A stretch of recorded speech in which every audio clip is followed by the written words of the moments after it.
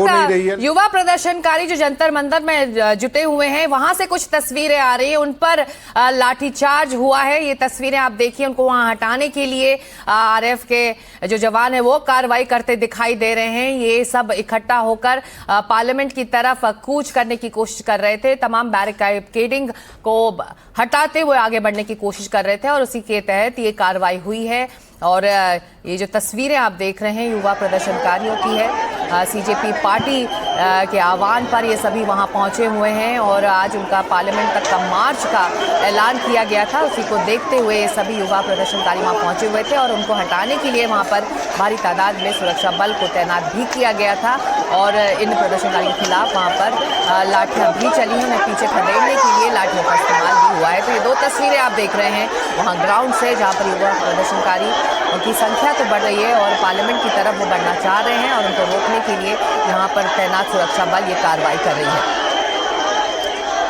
तो एक तरफ संसद भवन के अंदर विपक्ष का हंगामा है, सांसद नीट के मुद्दे पर बहस जा रहे हैं और दोनों ही सदनों की कार्रवाई में नारेबाजी करते हुए हंगामा उन्होंने खड़ा किया, जिसके बाद दोनों ही सदन को स्थगित कर दिया गया है 12:30 बजे तक के लिए। वहीं जंतर मंतर पर जुटे प्रदर्शनकारियों की तस्वीर आ रही है। सीजेपी के ये प्रदर्शनकारी हैं, आज पार्लियामेंट तक उनका मार्च था, सुरक्षा बलों ने उनके खिलाफ ये एक्शन लिया है। उनको रोकने के लिए ये कार्रवाई वहां पर की जा रही है, जिसकी तस्वीरें इस वक्त आप अपने टेलीविजन स्क्रीन पर देख सकते हैं। हमारे 3 सहयोगी लगातार बने हुए हैं, विकास, मनोरंजन और हिमांशु। आप एक तरफ सदन के अंदर का हंगामा है तो दूसरी तरफ सड़कों पर ये प्रदर्शन है, इसको बैलेंस आउट करना होगा अब सरकार को और ये इस वक्त एक बड़ी चुनौती है सरकार के लिए। देखिए, निश्चित तौर पर सिकता, आपने बिल्कुल महत्वपूर्ण बात कही, लेकिन मुश्किल ये है कि ये बीच का रास्ता निकलेगा कैसे। कुछ ही मिनट पहले मैंने केंद्रीय जो मंत्री हैं, केंद्रीय राज्य मंत्री एसपी सिंह बघेल, उनसे बात की है। उन्होंने डिफेंड किया है जिस तरह से पुलिस ने रोका है कांग्रेस जनता पार्टी और उनके जो समर्थकों का जो एक मार्च था, संसद मार्च, क्योंकि जब भी सत्र सेशन यहाँ पर शुरू होता है धारा 144 लागू कर दी जाती है संसद भवन के चारों तरफ और किसी को भी संसद भवन परिसर के पास पहुंचने की इजाजत प्रदर्शन के लिए नहीं दी जाती है।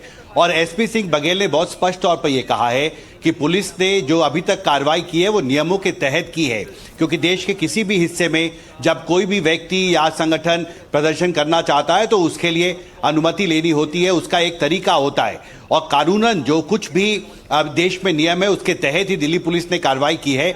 संसद का सत्र चल रहा है और ऐसे में किसी भी व्यक्ति को या संगठन को इस तरह के प्रदर्शन करने की इजाज़त, इस तरह के मार्च करने की इजाज़त नहीं होती है।